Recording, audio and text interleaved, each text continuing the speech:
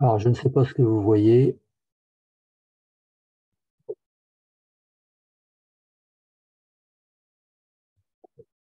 Bon, alors il faut peut-être faut que je me mette en diaporama.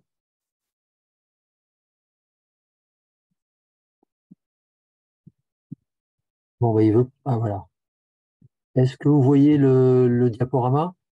Oui, oui, c'est bon. OK. Donc, simplement en introduction pour dire que cet appel à projet, il est lancé dans le cadre du plan Ecophyto 2+. Il y a eu un plan Ecophyto, il y a eu un plan Ecophyto 2, il y a eu un plan Ecophyto 2+, et que il fait référence à deux types de groupes, les groupes émergents et les groupes 30 000. Le premier, on le verra tout à l'heure, est financé pendant une année et a vocation à se transformer en un groupe 30 000.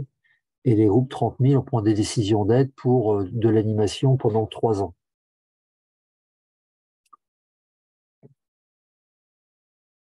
Donc, qu'est-ce que c'est que le plan Ecophyto en Bretagne rapidement? Donc, c'est une enveloppe annuelle à gérer par l'Agence de l'eau avec la collaboration du Conseil régional, de la Chambre d'agriculture et de la DRAF, donc à gérer une enveloppe de 1,37 million d'euros au sein du plan Ecophyto. Les groupes 30 000, alors j'ai appelé ça une figure imposée dans la mesure où c'est quelque chose, c'est une action d'animation qui vise à réduire l'usage agricole des produits phyto. Donc c'est assez logique, on est dans le plan Ecophyto, mais qui a été une action qui a été inventée au niveau national. Alors pourquoi 30 000? Parce qu'il y avait 3 000 fermes défis au niveau national et que l'idée c'était de diffuser les pratiques qui avaient été mises au point, inventées dans les fermes défis et essayer d'avoir un effet de levier de 10 et donc de transformer l'essai qui avait été fait sur les 3000 fermes défis, essayer de le transformer sur 10 fois plus de fermes, c'est-à-dire 30 000. D'où le terme groupe 30 000. Alors, qu'est-ce qu'il y a autrement dans cette enveloppe annuelle de 1,37 million d'euros? Il y a la possibilité également de financer les équipements agro-environnementaux et puis ce qu'on appelle des projets filières, c'est-à-dire des études, des investissements qui visent à développer des filières de valorisation de production qui sont favorables à l'eau. Je ne rentre pas dans les détails. Je donne simplement un exemple pour les cultures à bas niveau d'intrants. Le sarrasin, par exemple, qui demande très peu d'intrants, on peut intervenir pour faire des études de faisabilité ou bien des équipements qui permettent d'asseoir un petit peu une filière sarrasin. Je pense notamment à un cas au niveau de Saint-Malo. Donc, je ne détaille pas tout ce qui est équipements agro-environnementaux et projets filières, c'est pas notre sujet de ce matin. Donc,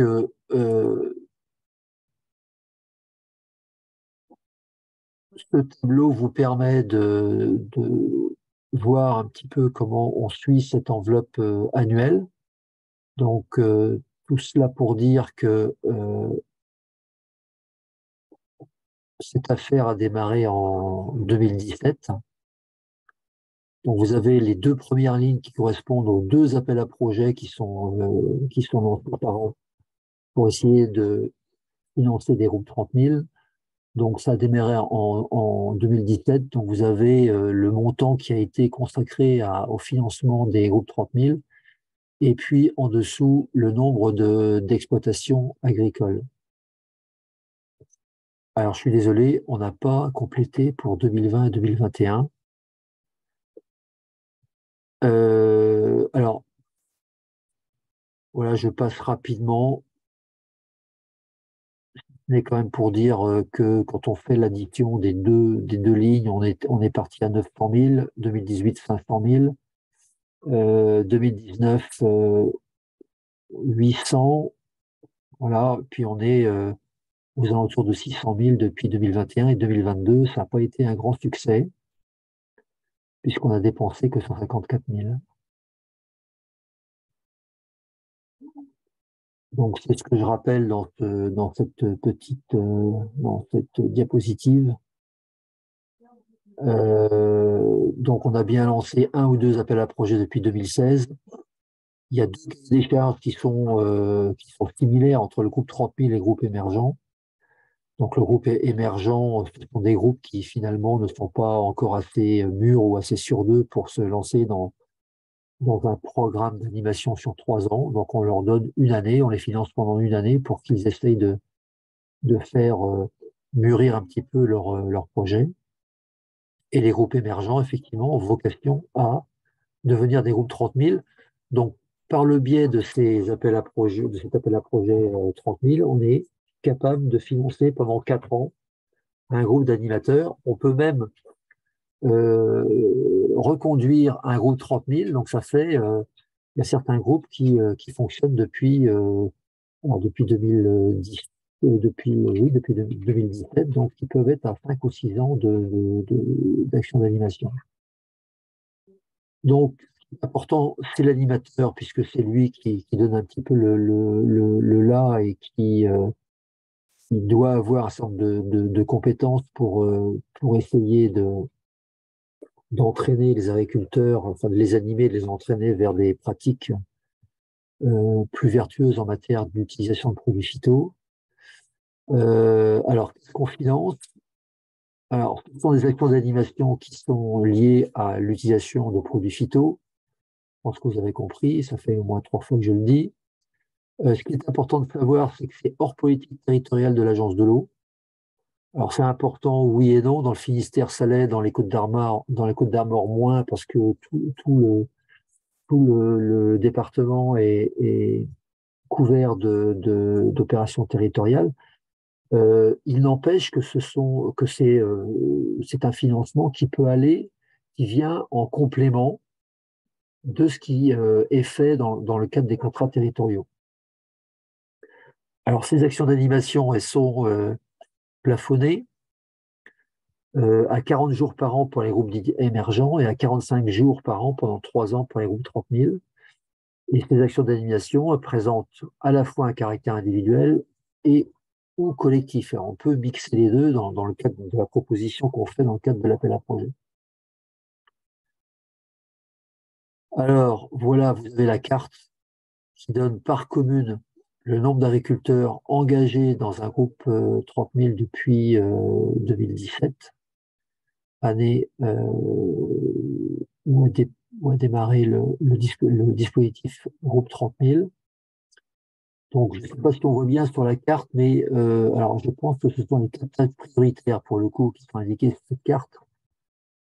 Donc, il n'y a pas forcément de cohérence entre les captages prioritaires et puis les communes dans lesquelles beaucoup d'agriculteurs se sont engagés dans un groupe 30 000. Bon, c'est lié au fait qu'au départ, le dispositif ne précisait rien sur l'éligibilité ou la priorité donnée à des groupes situés en amont des captages. Alors, j'ai essayé de faire une petite analyse de ces 5 années de groupe 30 000. Donc, on commence par les points positifs et puis on parlera un petit peu des difficultés par la suite, dans la diapositive suivante. Les points positifs, donc, un cahier des charges qui est relativement simple pour un dispositif qui est mobilisable partout en Bretagne. Donc ça, c'est lié au fait que c'est une figure imposée du plan Écophyto. Donc le cahier des charges national n'impose rien et pas de lien avec le contrat territorial. Donc ce qui est positif en Bretagne, c'est qu'on a quand même financé 75 groupes. Il y en a 43 actifs aujourd'hui, avec une mobilisation satisfaisante des agriculteurs. Alors la notion de satisfaisante, c'est toujours un peu pareil, ça dépend à quoi on se réfère. Si on se compare par rapport aux autres régions, on a réussi à mobiliser 800 exploitations en Bretagne, ce qui est pas mal, ce qui est mieux que la majorité des régions en France. Après, est-ce que c'est suffisant par rapport à l'enjeu de réduction de l'utilisation des produits phyto en Bretagne? C'est pas sûr. On a obtenu des résultats en termes de réduction d'IFT qui sont assez comparables à ce qu'on obtient dans les fermes défis. Et pourtant, comment dire, l'intensité de l'animation dans un groupe 30 000 est quand même beaucoup plus faible que dans un groupe défi. Je mets entre parenthèses, je fais référence aux indicateurs de Lime Survey. En fait, c'est un logiciel qui est mis à jour par la DRAF et qui permet de rentrer chaque année les IFT des agriculteurs qui sont engagés dans un groupe 30 000. En fait, c'est la seule disposition que l'on impose au groupe 30 000 dans le cadre de cette aide. On leur demande simplement, il y a un petit tableur Excel à renseigner pour année par année pour suivre un petit peu ce qui est fait.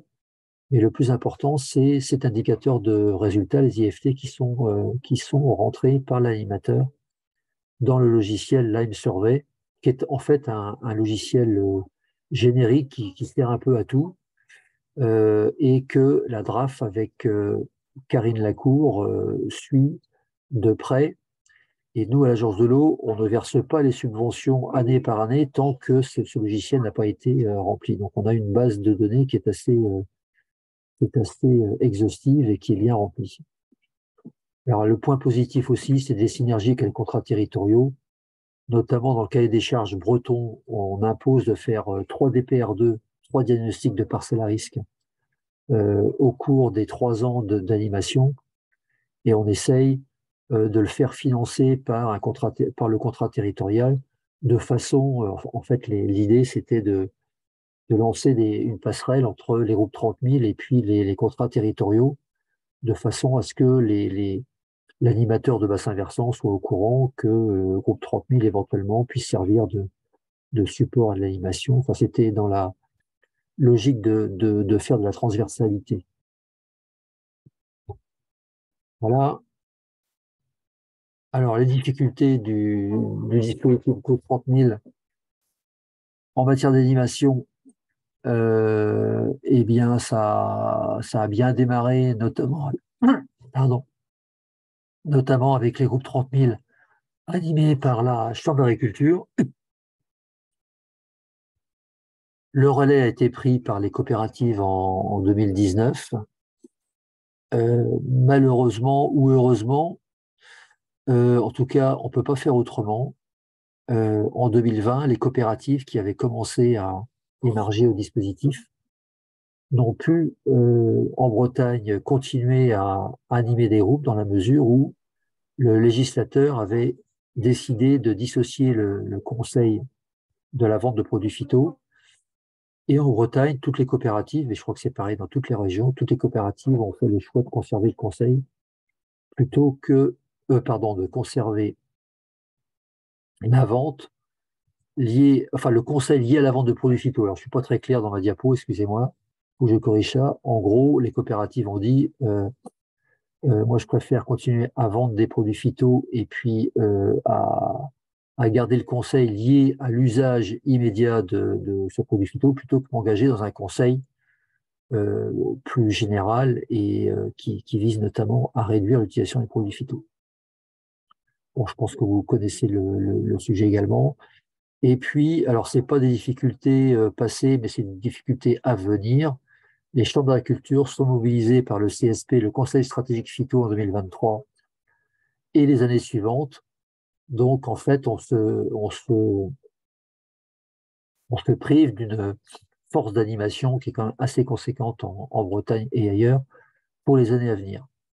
Donc, on n'a pas de groupe animé par les COP, on aura peu de groupes animés par les chambres d'agriculture. Donc, voilà, on est un petit peu en panne d'animateurs cette année. Alors, les autres difficultés étaient liées au financement insuffisant du jour d'animation. Alors, j'ai mis point d'interrogation parce que 420, puis maintenant 450 euros la journée, ça paraît suffisamment important pour satisfaire les coûts qui sont observés dans les différentes structures d'animation.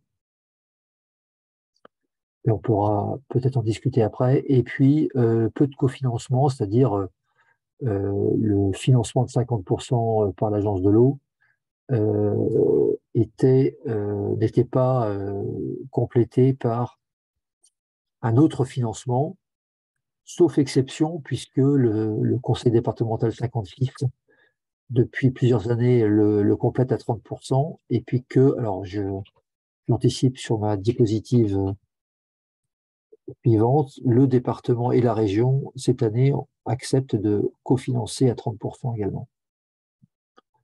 En conclusion des courses, le dispositif s'essouffle depuis 2020. Donc, ce qu'on a essayé de faire pour cette année, pour essayer de doper un petit peu le dispositif. Donc, alors, 2021, on avait donné une priorité au groupe situé en amont des captages prioritaires ou sensibles.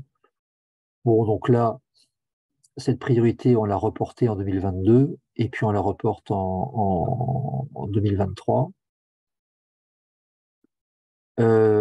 On a cette année un cofinancement qui est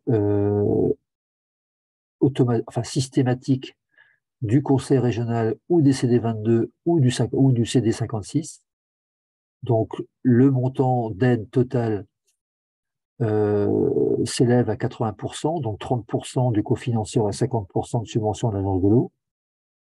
Et puis, on a relevé un peu le coût d'animation à 450 euros par jour au lieu de 420, sachant que, je le rappelle, au solde de ces dossiers, on demande le salaire de l'animateur et que dans bien des cas, le salaire de l'animateur, n'atteint pas ces 450 euros, ni les 420 d'ailleurs par jour.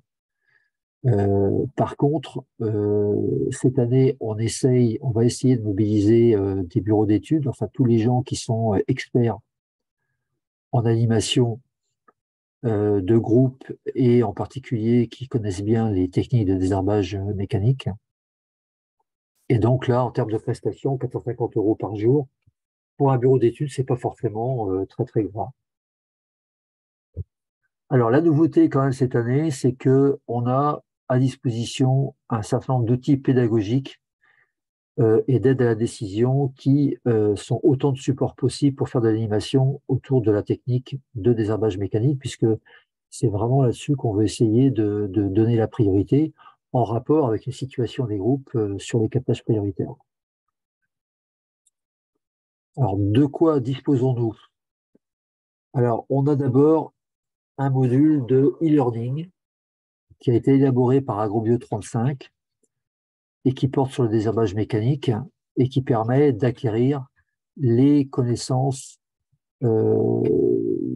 indispensables ou minimum, je ne sais pas quoi dire, pour maîtriser cette technique. Donc, vous avez le lien Internet et cette technique, effectivement, elle s'adresse soit à l'agriculteur, soit aux chauffeurs de QA et ETA dans le cadre d'une délégation de travail qui existe de plus en plus sur les exploitations agricoles. Donc, le site Internet, vous l'avez. Vous pouvez aller voir en quoi consiste ce module de e-learning. On a également un outil cartographique Cartomat qui permet d'identifier sur sa zone quels sont les outils disponibles et leurs caractéristiques et pour essayer de juger de leur utilisation possible sur telle ou telle parcelle. Donc ça, je vous montrerai la carte rapidement tout à l'heure. Et puis un outil qui est ce qui est le plus vieux d'ailleurs, Optimat, qui est aussi un outil développé par Agrobio 35 et qui permet de choisir son matériel de désherbage mécanique dans le cadre d'une acquisition. Alors, vous avez les sites internet également. Bon, je reviens rapidement sur Cartomat, ça permet dégayer un petit peu mon diaporama. Alors, je ne sais pas si vous voyez bien. Donc là, on est à Pontivy, autour de Pontivy, et vous avez à droite,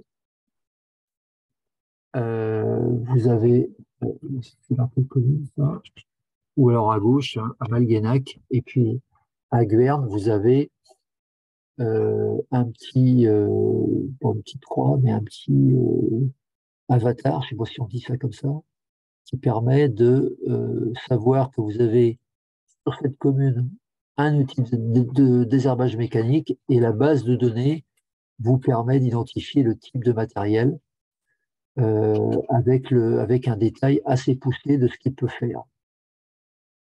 Voilà. Donc,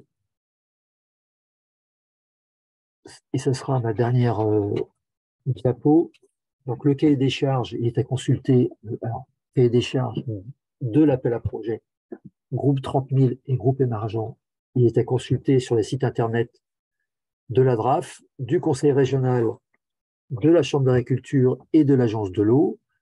Je vous ai présenté les principaux éléments de ces cahiers des charges. Et le dossier, il est, comme d'habitude, maintenant à l'Agence de l'eau, à déposer sous démarche simplifiée avec le lien que je vous ai donné également. Alors, l'intégralité du dossier est à déposer avant le 31 mai 2023. Je suis un peu surpris, je ne suis pas sûr que la date soit au jour. Je pense que c'est le 15 juin, voire le 30 juin. Bon, écoutez, je modifierai mon diaporama qui date d'il y a une dizaine de jours. En tout cas, si vous allez sur un des 4 sites, vous prendrez connaissance de la bonne date. Voilà, bah écoutez, moi j'ai fini ma petite présentation rapide. Et puis, si vous avez des questions, eh bien, je suis à votre disposition. Peut-être qu'on pourra avoir un retour d'expérience. Je ne sais pas si M. Choupeau il veut parler de son groupe 30 000 sur Uzel. Moi, disons que le groupe 30 000 sur Uzel, je n'ai pas eu vraiment beaucoup l'occasion de le rencontrer. Nous, après, le travail qu'on a fait, c'est avec les agriculteurs autour du captage. Sinon, après, ouais, je ne sais pas où ça en est, parce que il y avait une réunion qui était prévue, mais je ne sais pas si elle a eu lieu, là, qui était prévue sur Alinac. J'ai pas su la suite de ça.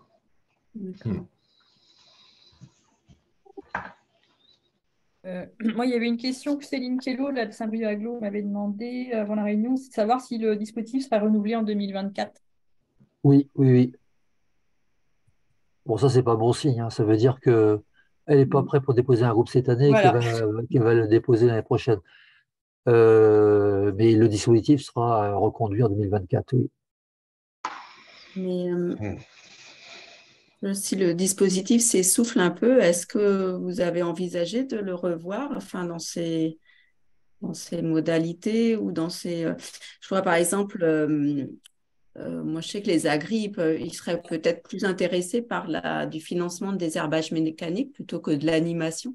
Est-ce que ça, c'est quelque chose qui pourrait évoluer ou être pris en compte? Alors, j'en ai pas parlé parce que, alors, c'est effectivement pas la priorité pour nous, pour une raison d'ailleurs un peu idiote de l'égalité des aides, mais c'est comme ça. Et puis, alors, il existe une possibilité pour financer le désherbage mécanique sur une parcelle, dans le cadre d'une démonstration qui est ouverte à tous les membres du groupe, voire un auditoire agricole extérieur, ça pose pas de difficulté. Le problème, c'est que on peut pas généraliser le principe de financer, par exemple, 5 hectares de désherbage mécanique chez chacun des agriculteurs, dans la mesure où c'est considéré comme une aide directe, et les aides directes, c'est toujours compliqué à gérer hors cadre MAE. Alors, j'allais dire SIGC, hors SIGC, mais ça c'est du jargon de technocrate du ministère de l'Agriculture. En fait, les aides enfin, les aides directes aux agriculteurs sont très encadrées et donc sont toutes logées dans le plan de développement régional rural qui permet de cofinancer avec du FEADER des fonds européens. Et donc, tout organisme public qui est impliqué dans ce PDRR, comme c'est le cas pour l'Agence de l'eau, ne peut pas en plus à côté aider, enfin attribuer des aides directes aux agriculteurs. Alors, il y a possibilité de le faire dans les groupes 30 000, puisque indépendamment des coûts d'animation que j'ai détaillés tout à l'heure, il y a également la possibilité tous les ans de dépenser 5 000 euros de frais divers et variés. Alors, quand je dis divers et variés, c'est le cas de le dire, puisque ça peut être de la semence de maïs pour faire du désherbage mécanique sur une parcelle, ça peut être la location d'un matériel, ça peut être des frais de restaurant, parce que c'est toujours intéressant que les agriculteurs comment dire, boivent un coup ensemble et puis déjeunent pour la cohésion du groupe. Enfin, on peut mettre un petit peu tout dedans. Donc, on regarde pas trop ce qu'il y a dedans. Et puis, éventuellement, ça peut servir à financer du désherbage mécanique de quelque manière qui peut être inventé par l'animateur ou par les groupes. Donc, on ne regarde pas trop sur cette petite enveloppe de 5 000 euros par an qui permet de financer éventuellement du désherbage mécanique chez les agriculteurs. Mais on ne peut pas afficher ça comme quelque chose qu'on va faire chez tous les membres du groupe pour essayer de leur mettre le pied à l'étrier pour adopter cette technique. C'est pas possible, ça. Je ne sais pas si j'ai été clair. Si, ouais. Oui, oui. Oui. Après, il y avait la question de l'animation. Monsieur Choupeau, c'est vous qui aviez initié le groupe émergent ou comment ça s'était passé? Oh ben nous, après, enfin nous, on a autour du captage, donc on a créé un groupe avec les agriculteurs concernés par le périmètre. Après, dans ce groupe, donc, je sais qu'il y avait deux agriculteurs qui étaient dans le groupe des 30 000, là, parce que nous, le captage est sur la commune d'à côté, sur Alinoc, donc qui était dans ce groupe des 30 000 sur Alinoc. Donc, il était Après, déjà existant. Ben, voilà, ils étaient déjà dans un groupe. Ils étaient déjà dans un groupe. Et Donc du coup, ensuite, ma question, en fait, excusez-moi, mais ma question, ouais. c'était qui l'avait initié? Parce que je pense que Ah, la je sais pas. problématique aussi, c'est cette histoire d'animation, puisqu'il faut Oui, un tout à fait. animateur de Ouais, groupe. ouais. Ben là, je pense que ça s'est fait par les rencontres qu'ils ont eues avec différents techniciens, puisqu'ils avaient travaillé sur la rotation, voilà, il y a eu des échanges avec des techniciens de la Chambre d'agriculture qui leur ont permis je pense que c'est pas en travers de ça qu'ils sont rentrés dans les groupes 30 000. Ils ont eu l'information pour se rapprocher de ça, quoi, de ces démarches-là. Mais le groupe, il est initié par la Chambre d'agriculture, je crois, hein, Voilà, ouais, Oui. de c'est ça. mémoire. Mm. Alors ça, effectivement, j'ai dit tout à l'heure que c'était comment dire, une force d'animation enfin, qui sera peu mobilisable en 2023 et 2024 dans la mesure où le Conseil stratégique phyto, donc ça aussi, c'est une invention, entre guillemets, du groupe 30 000, du plan éco-phyto. C'est un conseil sur une journée qui est imposé à l'agriculteur, c'est-à-dire qu'il a l'obligation d'en faire deux tous les 5 ans. Alors je dis deux sur une période de 5 ans, pour être plus clair. Donc on peut faire deux, année 1, année 3, ou année 2, année 4, ou année 2, année 5. Sauf que le premier doit le faire avant le 31 décembre 2024 de mémoire. Donc les chambres d'agriculture vont être mobilisés pour faire ces conseils stratégiques phyto. Donc on ne peut pas tellement compter sur la chambre d'agriculture pour lancer des groupes 30 000 en 2023. Ça paraît assez peu probable, envisageable. faisable de la part de la Chambre d'agriculture. Alors nous, l'idée qu'on avait quand même, et en rapport avec cette priorité à travailler en amont des captages prioritaires, en rapport avec une actualité, j'aurais tendance à dire qui va et qui vient en fonction des rapports que produit l'ANSES, là, et puis des déclarations du ministère, du ministre de l'Agriculture. Enfin bon, je vous passe les détails.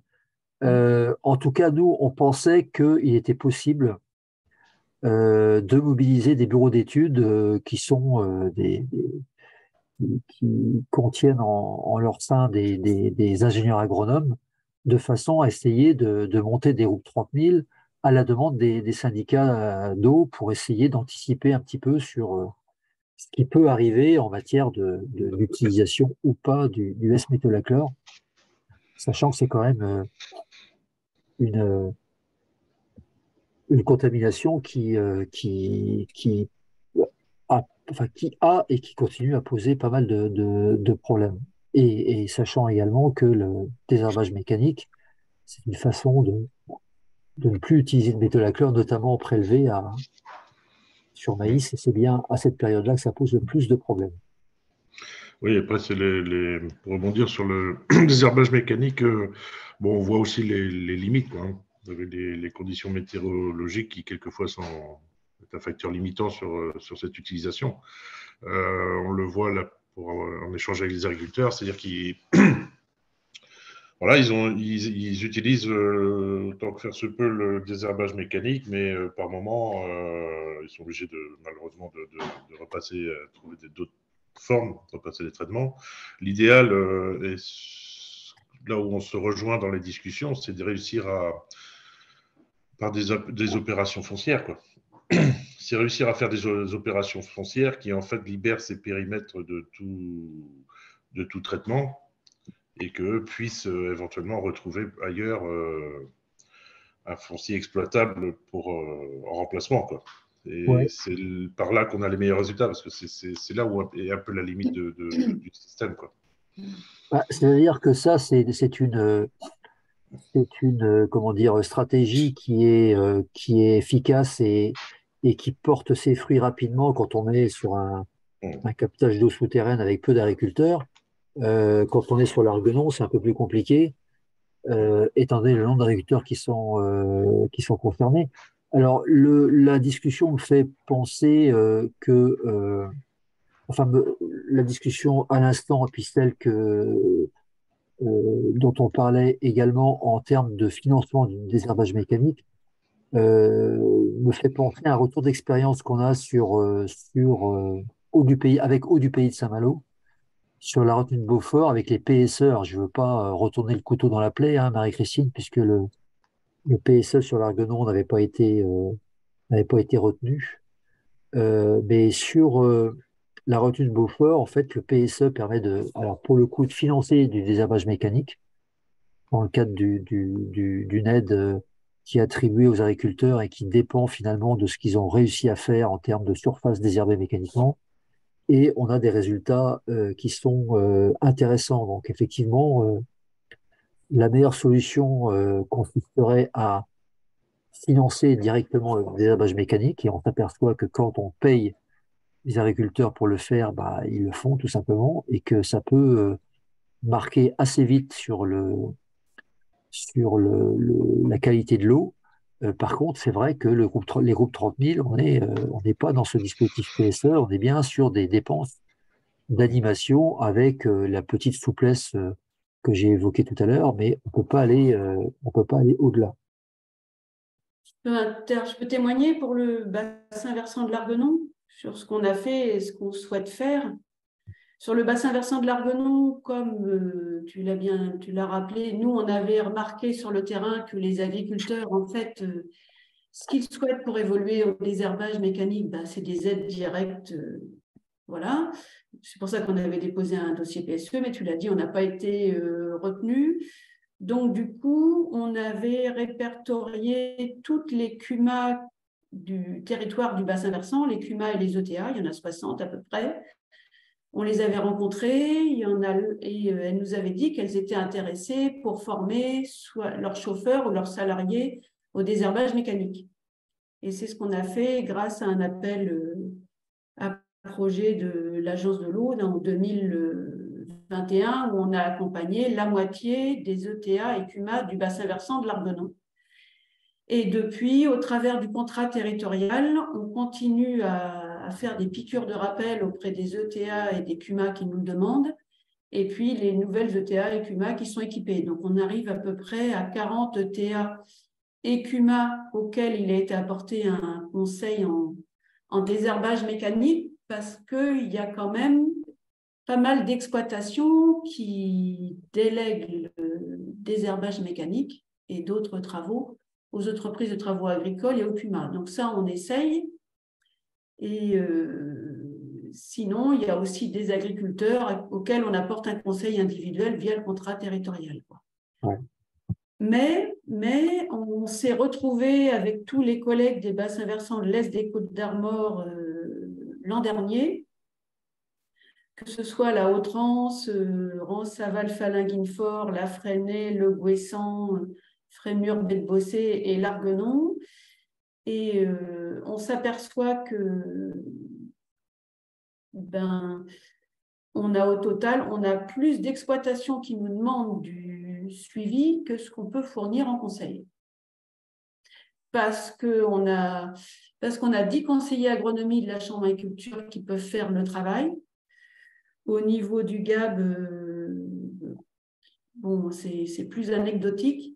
Et donc, du coup, comme on a fait ce constat-là, là, on est en train de voir en rendez-vous individuel tous les présidents de coopératives pour leur demander de l'aide. Il y a une réunion, là, il n'y a pas longtemps, le 23 mars, et le président du SMAP a souhaité les rencontrer tous individuellement pour leur demander leur aide. Alors, je sais pas à quoi ça va aboutir au jour d'aujourd'hui, mais même si j'entends que légalement, il y a séparation du conseil et de la vente, après avoir rencontré les agriculteurs, tout le conseil, dans l'Est des Côtes-d'Armor, il passe essentiellement par les techniciens des agriculteurs, quoi, les techniciens qu'ils voient tous les jours, c'est les coopératives et les négoces, quoi. Et aussi la Chambre d'agriculture. Ouais. Mais la demande, ça serait du financement direct. C'est pour ça qu'on avait déposé un dossier PSE notamment. Ouais. Et c'est dommage que cette enveloppe des groupes 30 000, on ne puisse pas l'utiliser à ça parce que on s'aperçoit que oui, le système s'essouffle parce qu'il ne correspond pas à la demande des agriculteurs sur le terrain. Parce qu'une démonstration, c'est bien, mais tous les agriculteurs n'ont pas les mêmes sols, n'ont pas les mêmes terres, n'ont pas le même type de matériel. Les années se suivent et ne se ressemblent pas au niveau météorologique. Et c'est ça qui donne un coup de pouce. Un agriculteur, s'il est accompagné une année ou deux, une journée et demie la première année, une journée et demie la deuxième année, c'est 3 demi-journées, il s'en sort. Du coup, moi, j'avais une question par rapport à votre expérience, parce que nous, on recherche effectivement les différentes pistes d'action qu'on pourrait mettre en place. Et avec Arthur, là, on regardait les PSE et ça pouvait être une piste, mais du coup, quel est le frein qui a fait que ça n'a pas fonctionné chez vous? Pourquoi vous n'avez pas obtenu le financement?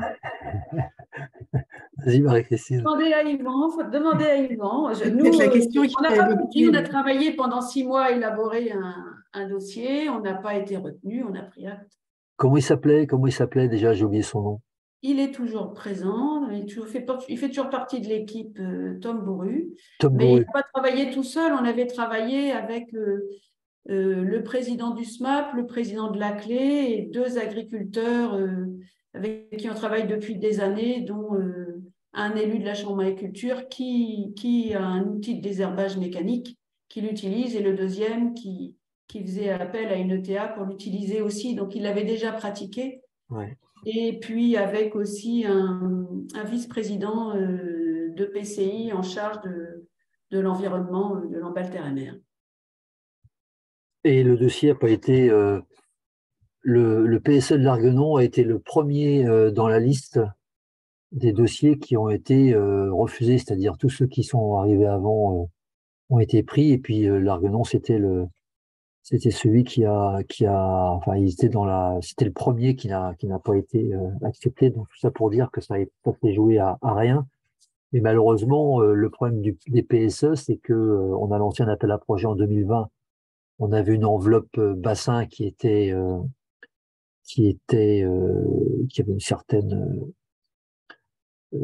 un certain volume, et donc il a fallu faire des priorités, donc des choix sur les différents projets.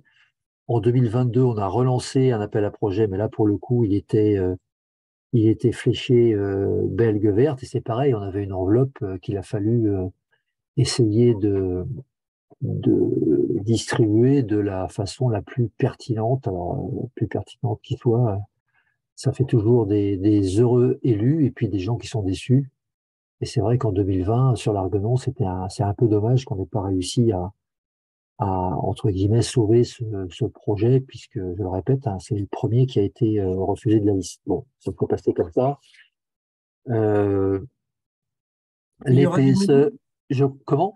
il y en aura de nouveaux appels à projets sur les PSE? Bah, il risque d'en avoir de nouveau, puisque j'ai cru entendre que dans ses déclarations, le président Macron avait dit que il y aurait des PSE. L'agence de l'eau Loire-Bretagne milite pour circonscrire ces PSE au captage prioritaire, pour en faire un outil spécifique au captage prioritaire, mais rien n'est acquis. Peut-être que ça va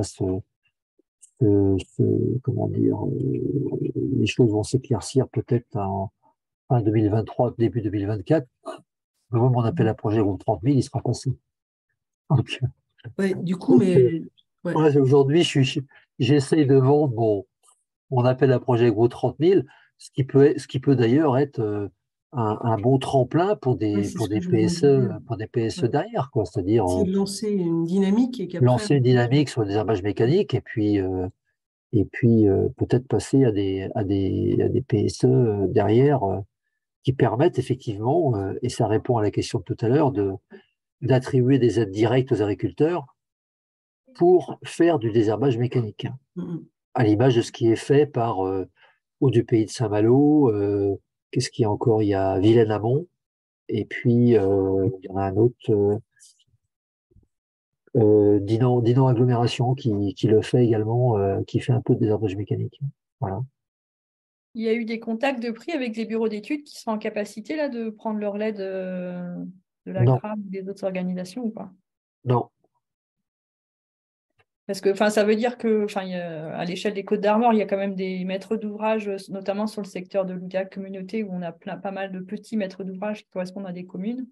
Il y aurait besoin qu'ils mutualisent en fait l'animation à l'échelle de différents captages, quoi.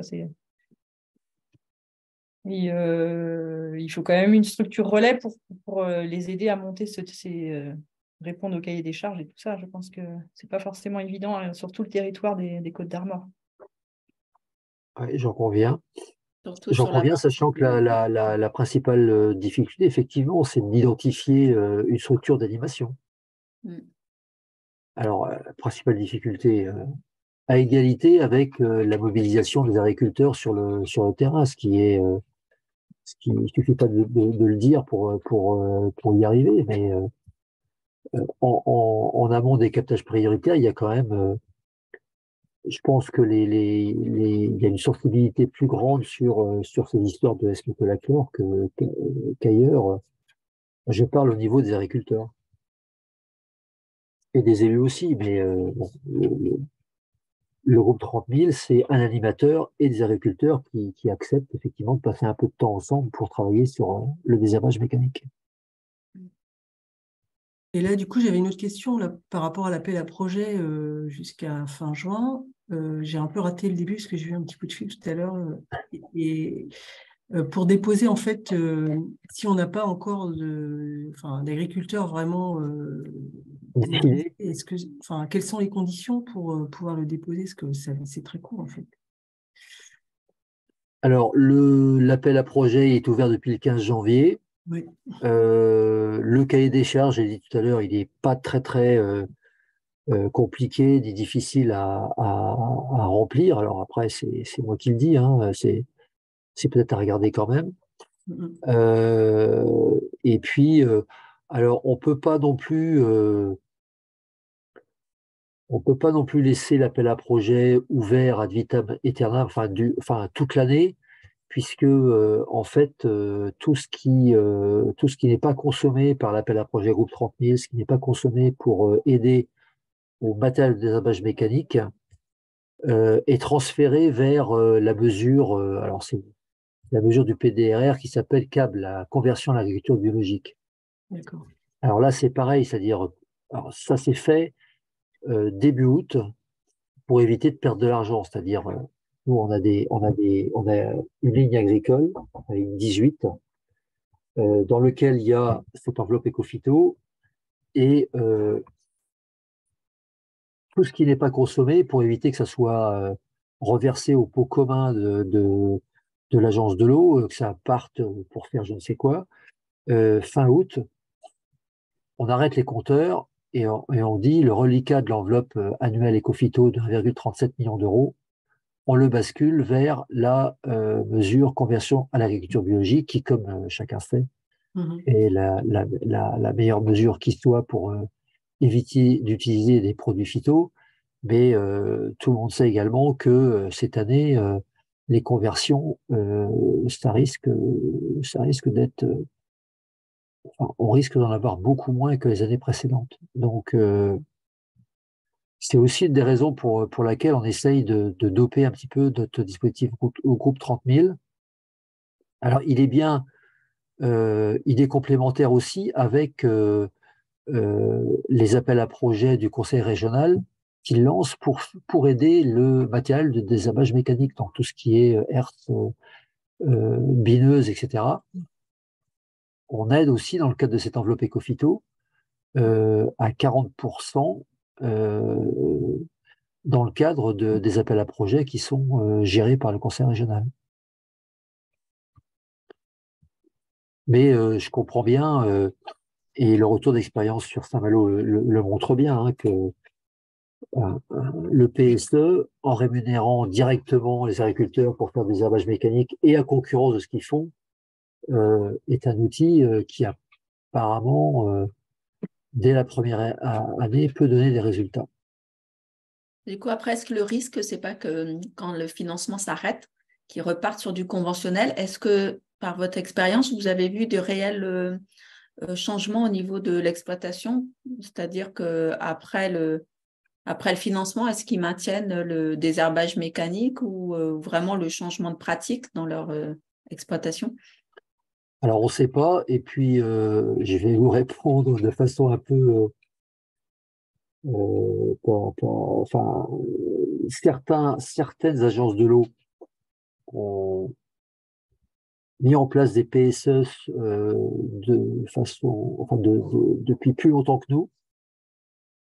Et en fait, je crois que c'était les 3 premières années qui étaient financées. Le PSE était financé par l'agence de l'eau. Et les 3 années suivantes, c'était le syndicat d'eau qui payait le PSE. Donc en fait, le désherbage mécanique, par exemple, il peut être payé pendant 5 ans, puisque les PSE, tels qu'ils ont été notifiés à la Commission européenne par le ministère de l'Environnement, donc le PSE, il est valable 5 ans, donc nous, on finance 5 ans. Et l'idée, c'est effectivement de savoir qu'est-ce qui se passe au bout de 5 ans. Et d'ailleurs, j'en profite pour vous informer que le conseil régional organise une réunion sur le PSE. Je peux même vous donner la date. C'est tout frais, ça va sortir, que je la trouve. Le 22 juin. Et que l'après-midi, effectivement, il y a une table ronde des interventions qui vont porter sur la rémunération du PSE, comment c'est fait et qu'est-ce qui se passe, qu'est-ce qu'on peut inventer comme dispositif une fois que les 5 ans sont passés, que effectivement la question de la rémunération des herbages mécaniques se pose. Ou pas d'ailleurs, j'en sais rien.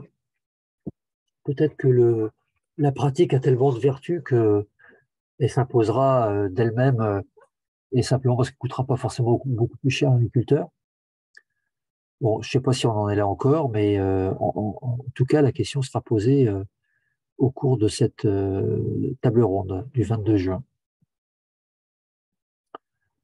Voilà, donc effectivement, ça fait partie des choses qui pourraient être financées par les syndicats d'eau une fois que le PSE arrive à son terme.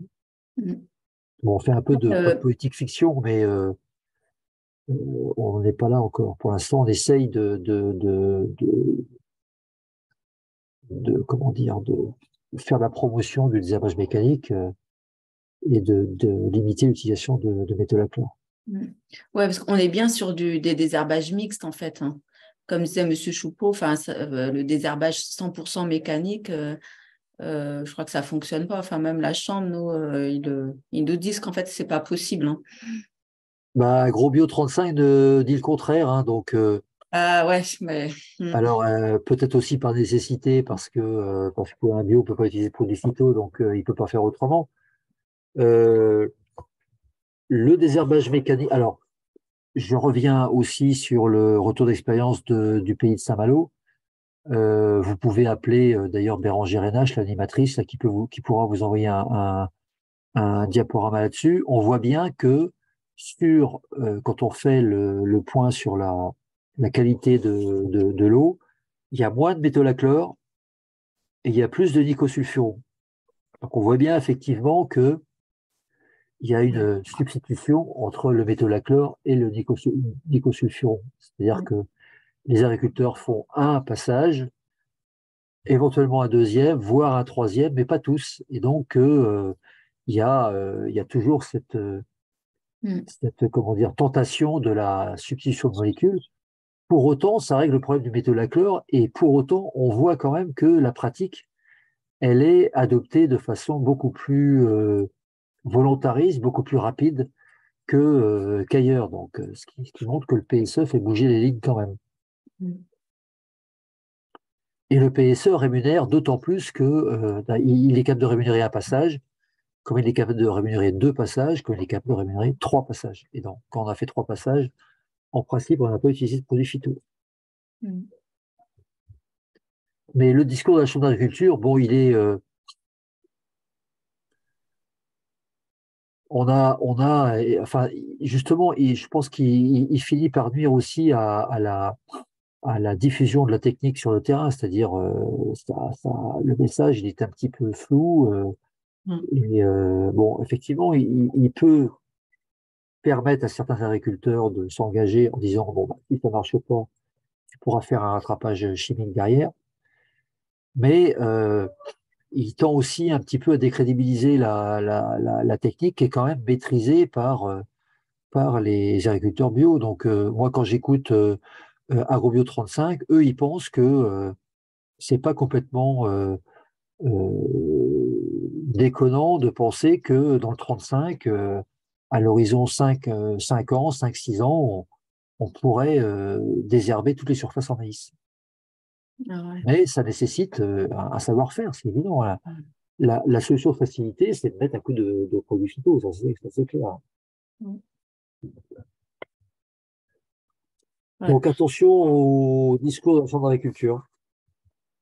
Ah oui, mais c'est vrai que moi, pour participer à quand même un certain nombre de réunions sur des captages qui ont des problématiques pesticides, quand on parle de désherbage mécanique aux agris, moi, j'ai jamais eu ou de dispositif comme ça de 30 000 qu'on propose. Enfin, j'ai jamais des retours positifs. Ils me disent ah non mais nous ils sont tous contre le désherbage mécanique. Enfin, j'en ai pas eu un seul pour l'instant qui me dit bah oui on va tester, on va voir, voilà. Donc je me sens un peu démunie parce que ils veulent pas rentrer dans des dispositifs comme ça quoi. On le sent vraiment. Mais il faut que le message, c'est pour ça qu'il faut que le message il passe par aussi les coopératives. C'est eux les conseillers quotidiens des agriculteurs, c'est les coopératives, c'est le contrôle laitier, c'est les comptables, c'est les CER, c'est les Cogedis, c'est Innoval. Ouais, ils disent voilà, que ça ne marche pas, qu'il y a des cailloux, que de toute façon. Et c'est vrai, là, je reviens aussi, Ouais, du comment coup, Ah, me disait s'ils Monsieur ont pas. Choucault sur les parcelles. Alors, je parle des petites, en effet, des captages d'eau souterraine, ce qui est vraiment pas du tout pareil que les eaux de surface, hein. Tout à fait. Voilà. Où le levier foncier, pour moi, est quand même à Enfin, privilégier. il est plus facile à mobiliser, en fait. Ouais. Il est Bah, plus facile. Plus direct. Enfin, plus facile. Il faut avoir des ouais. C'est parcelles. facile, il faut Faut trouver avoir les Ouais. parcelles, le mais foncier. Mais une fois qu'on en a, en effet, c'est plus simple. Ah oui, ben voilà, c'est plus simple après. Et puis, Mais ce je qui n'est pense pas que c'est envisageable sur les autres surfaces. ouais. Ouais. Et puis c'est plus simple aussi dans la tête d'un agriculteur. oui. Mm. C'est plus simple, ça demande C'est-à-dire moins qu'il d'efforts. Bon, bah, cette parcelle-là, si on me donne une hausse, je la mets en herbe, et puis comme ça, je suis peinard. Ah ouais, ouais. Je me prends pas je me Mm. prends pas la tête avec ça, et puis c'est parti, quoi. Mm. Bon, c'est vrai, Hmm. c'est vrai. C'est vrai que les agriculteurs qui sont, je vois, nous, par exemple, sur notre captage, on a un agriculteur qui a son exploitation, enfin, ses bâtiments d'élevage qui sont à proximité. Donc, c'est vrai que pour lui, dans ses rotations, d'une certaine façon, c'est plus facile parce que, voilà, il peut mettre en pâturage, choses comme ça. Par contre, on a des agriculteurs qui sont un peu plus éloignés, qui ont récupéré du foncier à cet endroit-là et qui, forcément, comme c'est à distance, ça part en culture. C'est ça aussi la difficulté, Ouais, c'est-à-dire que ouais, à un moment, il faut la vigilance du foncier, elle n'est pas forcément immédiate et à proximité, elle peut être plus loin et pour justement une négociation qui va se faire plus loin, qui va permettre de libérer sur des périmètres pour pouvoir justement réattribuer, quoi.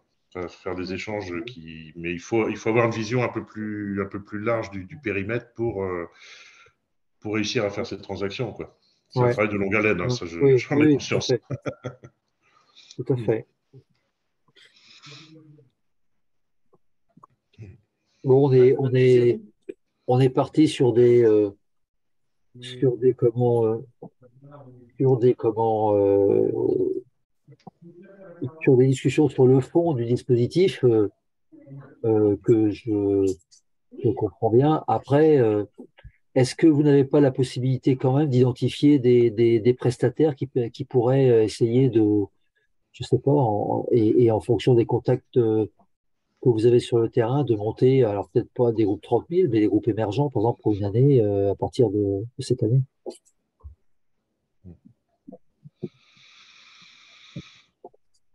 Bon, ce qu'on peut faire, c'est peut-être par les entreprises de travaux agricoles aussi, quoi, qui Oui, peuvent exact. proposer, voir quelles prestations ils pourraient proposer. Est-ce qu'il y a moyen de négocier des choses? Est-ce qu'il y a moyen de, voilà, d'avoir, parce qu'il y a comme il y a plusieurs passages aussi à faire, donc ça a des coûts, hein, forcément, par rapport aux produits phyto, forcément, il y a quand même du temps et tout ça, donc à voir si on peut avancer sur ces sujets-là aussi, quoi. Et les Alors, je mettre sais pas, dans la boucle. les ETA et les CUMA pourraient candidater aussi, à condition d'avoir alors, j'allais dire un chauffeur ou quelqu'un qui est compétent en la matière, mais dans mon diaporama, je vous ai présenté tous les outils pédagogiques qui sont maintenant à disposition, qui permettent à quelqu'un, alors il faut pas quelqu'un qui découvre le désherbage mécanique quand même, mais en tout cas, il a des outils à disposition pour faire travailler les agriculteurs, faire travailler. Le terme est peut-être pas approprié, mais en tout cas faire de l'animation en direction des agriculteurs. Il n'y a Mm. pas, je sais pas, j'essaie de réfléchir avec vous, hein, mais il n'y a pas des chauffeurs de TA, un qui est un peu plus dégourdi qu'un autre et qui serait partant pour travailler là-dessus, qu'on financerait pour 40 jours, Mm. 45 jours de son temps par an pour essayer de faire quelque chose de spécifique. Marie-Christine, toi, tu les as déjà mobilisés, les ETA, les CUMA, tu en as 40 sur ton territoire, là. Tu en as combien Oui, qui ont mais un salarié? c'est-à-dire qu'on les a accompagnés pour leur aider à faire fonctionner du matériel qu'ils venaient d'acheter. Parce qu'une ETA ou une PUMA, elle achète un matériel, mais elle n'a pas la formation pour le faire fonctionner correctement. Et ce qu'on voulait éviter, c'est que ce matériel nouvellement acheté, il reste sous les hangars et qu'il ne soit pas Ouais, utilisé. Mais ils n'ont pas c'est pas forcément. Un chauffeur de TA ou de CUMA, son métier, c'est pas d'être pédagogue. C'est un autre métier, enfin, l'animation. Oui, oui, je comprends ce que tu veux. Ouais, je comprends ce que tu dis. Après, Et puis, c'est des entreprises, quoi. Faut oui, que, oui, donc ils ont un calendrier de travail. Tu vas pas leur demander de faire de l'animation dans 15 jours quand ils seront en plein semis de maïs, ça c'est sûr, je comprends. Euh, bon, c'est pas une bonne idée. Et il n'y a pas moyen au niveau des, alors j'insiste, hein, au niveau de tous les CUBA du secteur des ETA, d'embaucher une personne et qui fasse de l'animation autour de ça, je sais pas. Le problème, c'est qui prend ça, qui va les appeler. Je pense qu'il n'y a pas forcément des personnes dans les structures. Sur toute la partie LCBC qui n'a pas transféré sa compétence, il y a pas mal de petites, comme disait Sandra, des petites communes, des petits syndicats, mais des syndicats, des fois, c'est un président et la secrétaire. Ouais. Donc, vous n'avez pas, en fait, c'est ça qui est compliqué, ou dans les petites communes. Il n'y a pas, après, dans les EPCI qui peut-être peuvent commencer à s'organiser ou dans des structures voilà, comme OSMAP où il y a des personnes qui peuvent prendre peut-être les choses en main, où il y a des agents qui peuvent prendre leur téléphone, appeler, essayer de constituer ces groupes 30 000. Mais sur toute la partie LCBC qui est quand même largement concernée par les phytos, hein, non. Ça, je ne vois pas comment. Et puis, nous, ce n'est pas notre rôle non plus. Donc, c'est pour ça que c'est compliqué. Il aurait fallu que ça se décide peut-être à l'échelon départemental ou je ne sais pas comment. Ou à l'échelon si, peut-être au niveau de l'EFARBOR, là, vous avez Oui, mais maintenant… nous, on commence à se structurer. Donc là, avec Ouais. Arthur qui est arrivé. Voilà.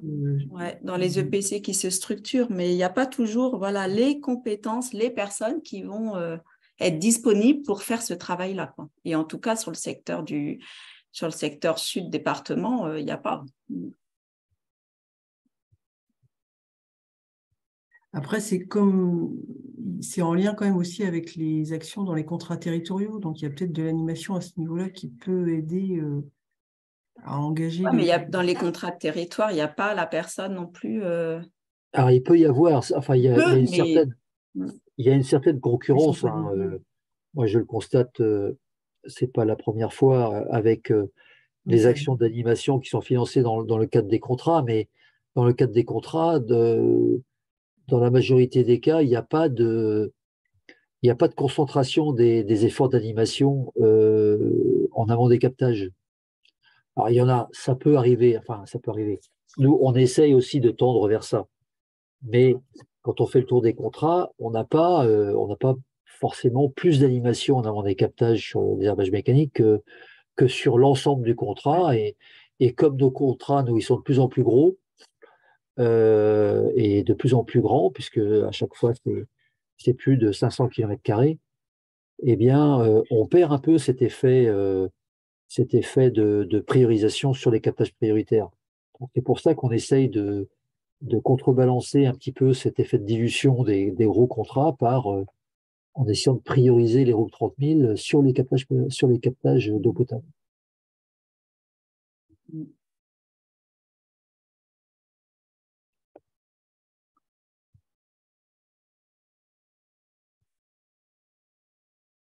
Est-ce que vous m'entendez? Oui. Ouais, oui. moi j'ai une question dans la continuité de ce que disait de la question de Monique. Avant la date de dépôt du dossier, là, en vue du calendrier assez serré du coup, quel degré de mobilisation des agriculteurs en fait vous exigez là, avant le dépôt du dossier? Est-ce que vous souhaitez un accord sur, disons, la méthode, sur enfin voilà tout ce qui, l'organisation du groupe 30 000 avant cette date? Alors, je te renvoie au cahier des charges. Il y a un certain nombre de choses qui sont indiquées dedans.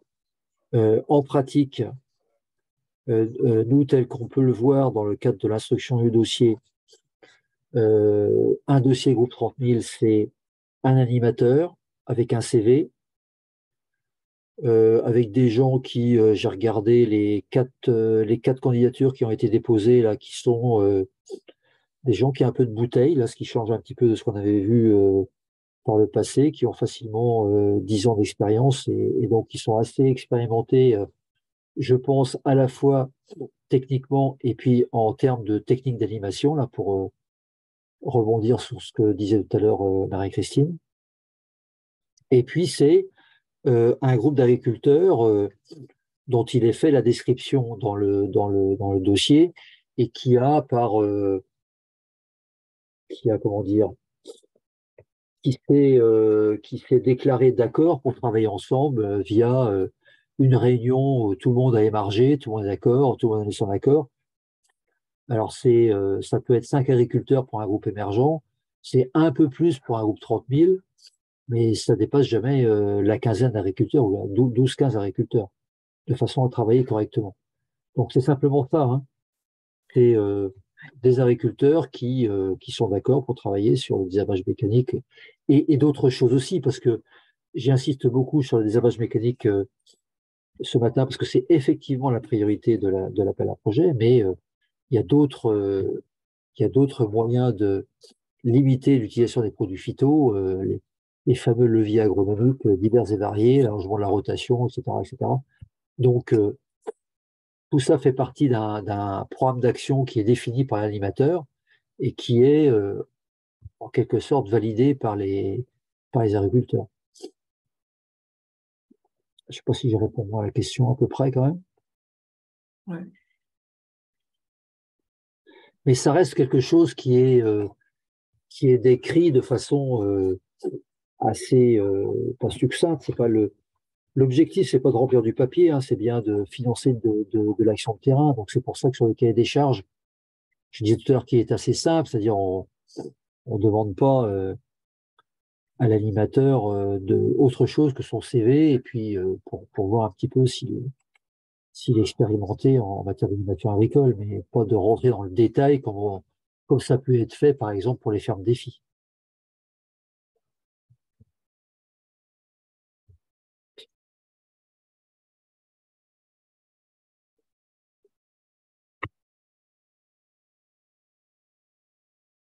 Bon, s'il n'y a pas d'autres questions,